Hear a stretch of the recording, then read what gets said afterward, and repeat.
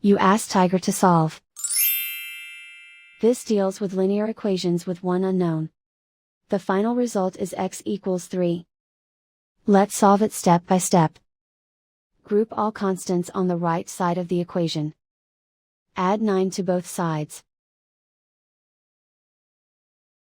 Simplify the arithmetic.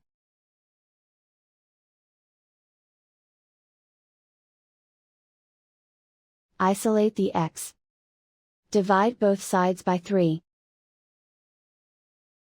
Simplify the fraction. Find the greatest common factor of the numerator and denominator. Factor out and cancel the greatest common factor.